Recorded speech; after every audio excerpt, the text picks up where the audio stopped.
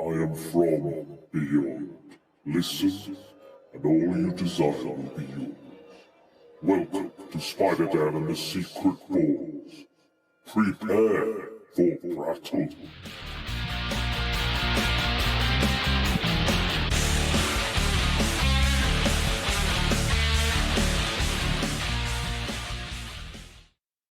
Hello, this is Spider-Dan of the Secret Balls. I'm here with Mike of Genuine Chit Chat, here again at Forbidden Worlds Film Festival 2025, and we are going into the big reptilian jaws of Alligator.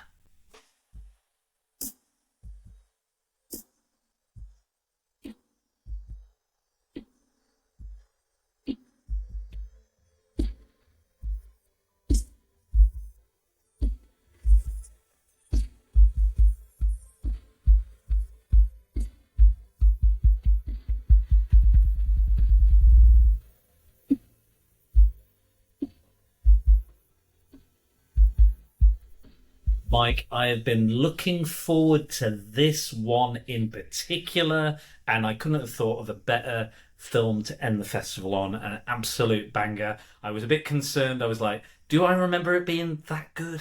Is it really that good? Well, Mike turned around and go, were you thinking? But yes, I'd say Jawspolitation, I think it is one of the best out there. We've seen a few this weekend, like Orca, but for me, this is funny, action-packed, very entertaining on all levels. The dialogue is sharp and funny and witty, and the effects are good. I like the mix. There's silly fun, it's campy, but it still is effective as a monster horror movie.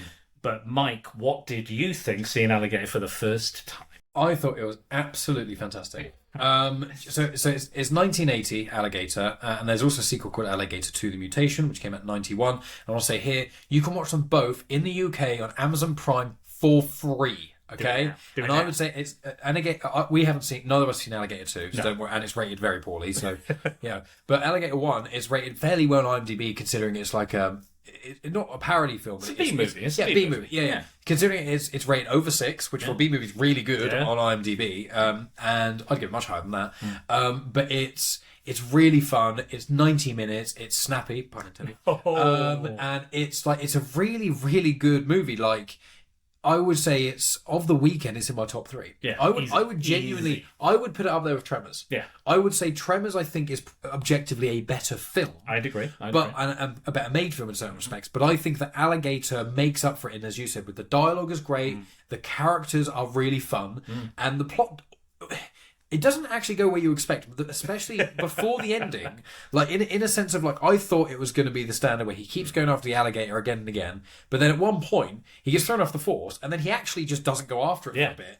And then you watch the whole town get crippled because they're so all useless and incompetent, which I was like, I didn't expect that. Yeah, it's so clever because, like, it's throwing out those kind of tired tropes because again, like with Brody and in Jaws, he's driven. He's so driven to destroy this thing, and we're going to talk about the Whale God as well, which has that. In Orca, Orca is the same thing. They're like, no matter what they do, they're still driven to do it.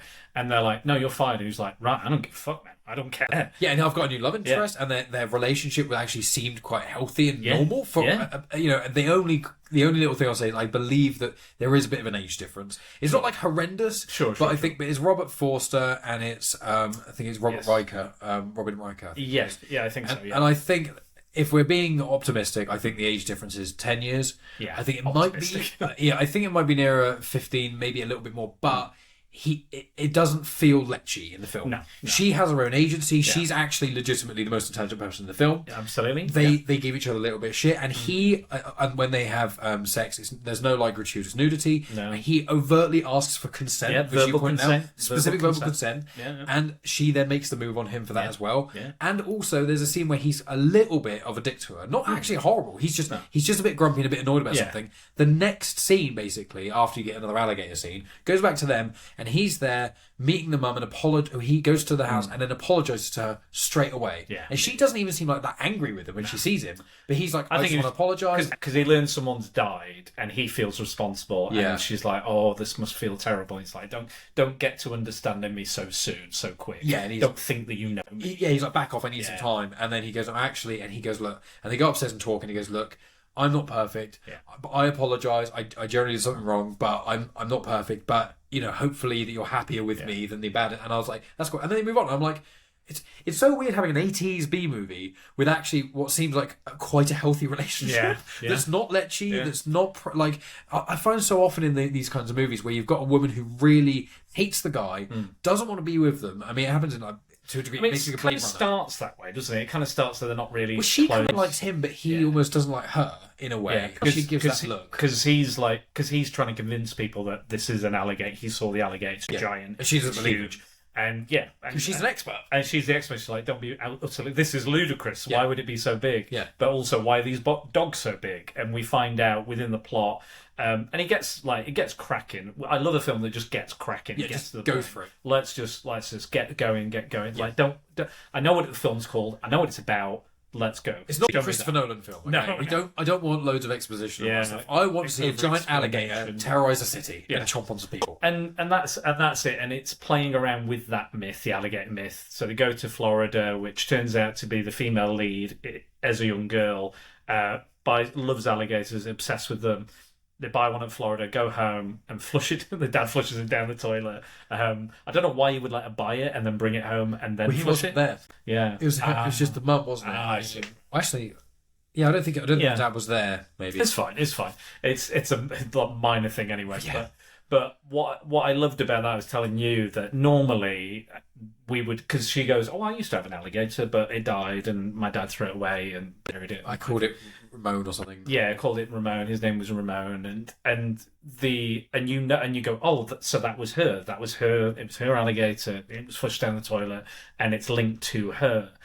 But in a worse film, they would have found out somehow that she was like, it's my alligator. This is Ramon. Oh my God, Ramon. And I said, when you said that, I was like, I agree completely. And I was going, and what even in a worse film again would be the alligator would come to get her and she'd go, Ramon? Yes. And it'd stop for a moment. I remember those markings or that scar. Yeah. Or, something like that. It didn't do that at all, as you say. I bet in Alligator 2 they do that. Yeah. I can almost guarantee it. Because so many B-movies do that crap. Yeah. Like if they do it. And they do a little kind of like a little like a teaser for a sequel. Yeah. Just another thing you flush down the toilet. Yeah. And it's like, okay. But that's cool. That's fine. But yeah. I'm fine with that. And I think I was more comfortable with this one in regards to, you spoke about the animals, the use of animals in 100%. films. And I think this one, you can quite clearly see it's fine. This alligator is being 100%. Well, also because Faith Roswell, who is the author of the book Monsters of the Deep, and that's through like movies and monster movies and things. And so we just spoke with her. We actually interviewed her, so keep an eye out for that as well. She did an introduction for it, which again I've got a recording of that, so hopefully I should be able to actually maybe even put this at the start of the episode. Do it. Either at the start or at the end, or I'll figure out. But she did a great job there, and also the alligator is a famous Hollywood alligator. Only died recently. Actually. Yeah, so I heard about this. I tagged Forbidden Worlds and I shared it with you. But yeah, he was in Happy Gilmore. He was in some other stuff. I'm blanking at the moment. Yeah. But he was 80 years old. Yeah. So when you see an alligator in a Hollywood movie, it's probably this alligator. Yeah. And it was just like, and Faith mentioned that in her intro-y thing. And so it's cool that there's alligator. Yeah, there's at no point was I concerned. No, and also we got the director or the writer, talking about it beforehand and literally talking about the alligator and going, we use the alligator for certain shots and to get its movement and stuff, but the majority of it was animatronic. Yeah. But also, it's just people firing a gun at this alligator coming through. But obviously, and the animatronic, I don't think is awful. No, I think it mostly works. It's convincing them for the majority of the time. They shoot round it well, I think. Yes. Yeah. Especially, and like, I was just waiting for that wedding scene again, which is just absolute carnage. No spoilers, but it ends up at a wedding. I remember there was a bit where a child dies, and you were like, "Oh my God!" You don't see it; it's not graphic. You just see like a blood spurt out. A child screams, falls in the pool, and then you see something else, and it goes back, and it's just red. Yeah. And that's it. It's not, to be fair, Jaws, which is like a PG, I think. That you literally watch a child getting chopped. Yes, you do. Like that's in a PG. Yeah. This is like a 15. And it's like, and then when the mum comes into it, she's absolutely horrified and in grief and like slapping Brody, I think, if I remember rightly, because he died. Well, that's horrendous. Whereas this is literally like kid falls in, bit of red, cut, move next thing. And I said to you as well, I said it's got more of the vibe of Piranha than like Orca takes itself too seriously to the point where it's kind of funny. When you say Piranha, do you mean the new Piranha or the old one? Both, because they're both kind of. I've only seen the new one. Yeah, so because it's the Roger Corman. We got a clip of it when we were watching Bad Movie Bible. He was showing Dick Miller going like, the piranhas are eating the guests. The Piranha 2, wasn't it? And they're flying, and that's kind of funny as well. And there's humor. Let's go get the fish. Let's get the fish. Let's go fishing. All this sort of stuff. So and that's what Dante wanted to do. He wanted to do kind of a parody, and that's Spielberg's favorite kind of parody. And this is part parody, but also part. Like that's the expert balancing of it. The balancing act they do is that it's part parody, but also still effective as all of that. But yeah, I'm so glad you enjoyed it, and I'm so glad I still enjoyed it after being a couple of years of having not seen it. But I was like, no, I remember this being really good. It must be good. I hope that I haven't changed. I hope I haven't like aged out of it, or my opinion hasn't changed. But the audience are loving it. I could hear you laughing all the way through. So I was like, good. Of all the films that we watch, I felt you really getting involved and getting stuck in and really kind of enjoying it. Again, might be that you were more susceptible to it because you were just so tired. I generally the opposite when that happens to me, actually. And so it was just the way they use the alligator, because it's not just the does massive chomps, they use the tail.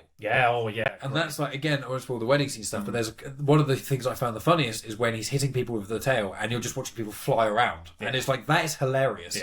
Like that, and also in the realm of this movie, it's not unrealistic, because if you had an alligator that was 4 times the size of an alligator, their tails, as normal sized, are really strong. Oh, absolutely. So if you got one that's just 4 times bigger because of a growth hormone or whatever, it would genuinely do a lot of damage. So again, pretty much, although it is a silly film in a lot of respects, it knows it's silly. It's riding that wave of silliness. Yes. But the dialogue is snappy and funny, and it's got humour in it that isn't just slapstick. Yeah. It's very quick. Yeah. But very character driven as well. It's not like we're just going to stick a joke in here. It all fits with it. And like the mayor talking to the corrupt scientist, and he's just like, every time he says like a word, he repeats the word, and the guy's like, what are you doing? Yeah. I'm trying to talk to this woman, and he's like, yeah. Beef. Yeah. And chocolate. Yeah. What? You're just repeating things. You're not adding to the conversation. And the police commissioner was quite funny as well, because he was like, he wasn't like stereotype. But he wasn't like a bad person, because he was kind of mates with the main character. What's that actor's name? Robert Forster. Yeah. Robert Forster, who I loved in this. Very likable guy. Also, we should mention Edward Norton is in this, not the actor, the character Edward Norton. Yeah, just mentioned. And I remember someone next to me laughed, and I was like, are they laughing because there's the character Edward Norton, or because the actor is named? And is there a character called Edward Norton? So in the film, I think he's the first victim. The arm they find is Edward Norton, but no, he's not. The actor, the actor will have been born by then, but he was acting. No, I think late 80s, early 90s, he started kind of coming through. Yeah. But it's just a weird, just a funny coincidence that that's also a famous name. Yeah. But the police commissioner, I thought, was great. He was well acted as well. Like, the guy knew exactly what he was doing, and he was kind of like enough almost. He was one of those characters where he was like, he wasn't likable, unlikable. No, but you could see like him being your boss. You'd be like, he's a bit of a pain, but he's not bad. Yeah. But like when he then fires, like, no, we'll do this myself, and then he does it, and he just has depth. Yeah, and so it's just, and all the scenes, I think the scenes of like when the alligator is killing people and going after things, it doesn't reveal everything immediately. The first death, you don't see the alligator, and then each death you kind of see more and more and more, and then there's the big crescendo where you literally see it out. Just go. Broad daylight, at a wedding, just chomping down, and I love that because there's this subplot about the growth hormone, and the pharmaceutical, whatever, and most of the victims, for the most part, are not innocent people. They are like, there's a big game hunter who's so wacky. Yeah, he's very. Henry Silva is a big genre film fan, film actor. You see him in a lot of stuff when you find him, and I love that kind of corrupt business angle and scientists and like, this is my number one son.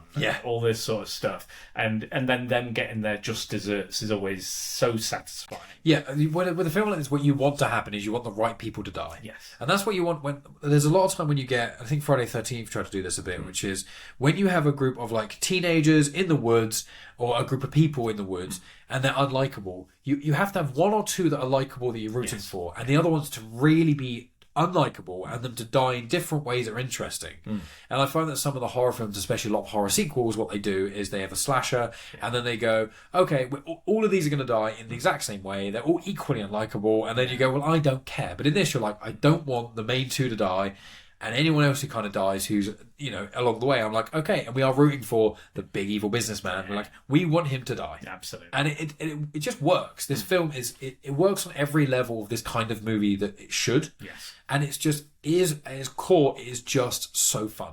Yeah. That's literally, if anything to take away from this, it's free on Amazon in the UK, so go watch it. There's no excuse not to. And also, it's just really fun. Yeah. So, and I think this is definitely one to watch with a couple of friends, with a beer or something, Absolutely. or a drink. Yeah. But like, if you're by yourself and you just want really a film to kind of brighten the mood, and it's not, again, as Dan said, with the characters and stuff being interesting, and the dialogue being snappy.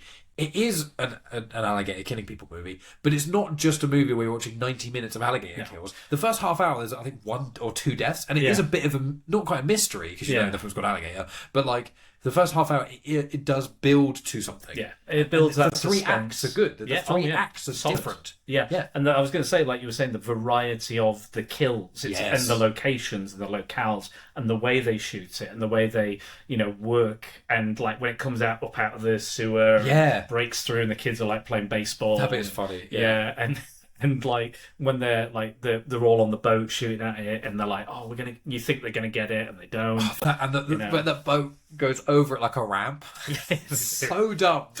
It's just flying. It just shows like how completely incompetent everyone is, and that's what I love. And that's probably the funniest, cheesiest death, where he's like, oh yeah, his acting is awful. Yeah. And I think it might even also be ADR'd as well. Yeah, definitely. And it's even worse ADR'd. But it makes it kind of all that more entertaining. They pull him out and his legs are gone. And there's like 2 unnecessary explosions. But I in films, I absolutely, as long as it's the right kind of movie, I love unnecessary explosions. They're one of my favourite things. And there's a couple of films I can't think of the top of my head, but I remember there being a film I've watched where something gets tapped, it explodes. I think like Robert Rodriguez, Machete kind of films, Grindhouse, they do that quite a lot. But there's a bit where there's right near the start where a car is like a police car just avoids, it's going like 20 miles per hour. Yeah, it comes out of the manhole of the street, and it slightly swerves, hits a parked car, and just explodes. And then the boat that just goes over the ramp just explodes. And I'm like, immediately hilarious, amazing. No need for it. Absolutely no scientific reason why they would just burst into flame. But we enjoy it as part of the fun. You've got to be in for the ride. Yeah, absolutely. I think if you know what you're going in for, and even if you don't, I think you can get on board quite quickly with it. It establishes it very quickly. Yeah, I think so. Fast talking, detective, whose nose is basically a bit better at his job than everyone else, but can't really be bothered because he doesn't get treated enough well for it. And then there's a giant alligator that's just colossal, going around kind of killing people. It's like, cool. And most of the deaths are people that are unlikable, especially the first one. Absolutely, so you're like, all works for me. It just works on every level. And it was definitely one of my favourite films of the festival. And I'd never seen it. And it's really, I would say, another double feature idea is this and Tremors. Yeah. I think this and Tremors, I think I would probably choose Tremors first. Because I think that the humour of this and the death scenes is a more extreme version of Tremors. Like Tremors is like a good, silly movie, but it's got a lot of heart to it. And this is kind of like taking those elements of that and ramping a lot of them up in certain ways. And I think when you finish Tremors, you're kind of like, oh, that's cool, it ended in that way, I'm in kind of a good mood, let's keep that going. But I think with Alligator, if you start with Alligator, I think because of the type of humour, it is more silly and more heightened in certain respects. I think if you went into Tremors after it, you wouldn't find Tremors as funny. Yeah. So I think if you start with Tremors, I agree, and then watch Alligator, I think that would be a really good double feature. I think you have to go because there's no real like gore in Tremors. It's the creature gore, and it doesn't hit the ground running either. Yeah, no, it slowly builds that world and gets you involved in those characters. But no, I like this film. I think, yes, again, it would make a wonderful double feature. Yeah. Is there anything else we want to say before we do plugs? I think it would just be, if I was giving this rating on IMDb, I'd give it an 8, if not an 8.5. Wow, that is strong. I think it's just because objectively as a movie, okay, it's 7 or 8, but really probably a 7. But just because it goes exactly what you want and more, and this is one of the best B movies I've probably ever seen, because like, although I think Tremors is technically a B movie, I think it's actually more borderline on actually not I don't know what a movie, but like I think Tremors is really almost could be a mainstream movie in a respect. You know, I think if you showed the majority of people Tremors, they would actually, who like those kind of films, they would enjoy a monster movie. Whereas I think with this is definitely a B movie, but like this is like you get way more than you deservedly paid for. Like this film should not be this good. More than you bargained. Do you know what I mean? Yeah. Like you watch a Roger Corman silly giant monster movie, and it's just it kind of going, and it's what you expect. Yeah. But this is just it just hits everything it wanted to hit really, really well. Yeah. So I'm really, really fires on all cylinders. And I've said it before. I said it before we got to the festival. I told Time when we got to the festival, before we saw it, after we saw it. Best film to end this aquatic film festival on. I couldn't think of just utterly just how to go out with a bang in a film festival. This or Tremors would, in my opinion, be the only two films this festival could have ended on. And we learned that Gail Ann Hurd actually worked on it as well, which Ty didn't know, I didn't know, like nobody seemed to know about it, and it was only when she arrived they were like, oh you're playing Alligator, I worked on that. Yeah, and again, it's another reason why it's a good double feature for Tremors. And before we finish, Bryan Cranston of acting fame and Breaking Bad fame also worked in a very small capacity on the film as well. It's amazing. It's got so many great things to it, lots of fun trivia and stuff, and maybe one day we'll watch the sequel, but I imagine just this one, again, free on Amazon Prime UK to watch it. So from me, I'm at Genuine Chit Chat all the social media places. You're probably listening to this on Spider-Dan's feed, but again, all of our Forbidden Worlds festival coverage, that's reviews like we've been doing today. We've got interviews and some really cool stuff coming out really there. And I've recorded some Q&As as well, which we'll be putting out on top of that, and some intros and things.